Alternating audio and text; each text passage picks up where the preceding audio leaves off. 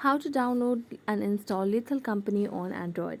Hello everyone, welcome to this channel. I'm Emily and I'm here to help you out today. So without any delay, let's get started. Now first of all, go to the Play Store application and search for Lethal Company as an app in the search bar.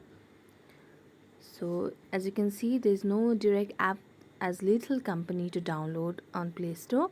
So what we're going to do, we're going to go to the Chrome browser on this device, and then on the search bar just search for Lethal Company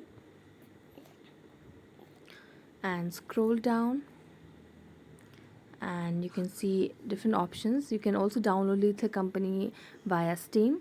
Here you can see the option of Lethal Company in the Google Play Store as well. So just tap on that and then it will lead you to a new page. Then it will give the option to install. Just tap on install and wait for it to get installed. Then after getting installed, tap on open and it will lead you to the home page of Lethal Company.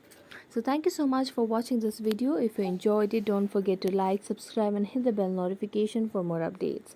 That's it for today and see you next time.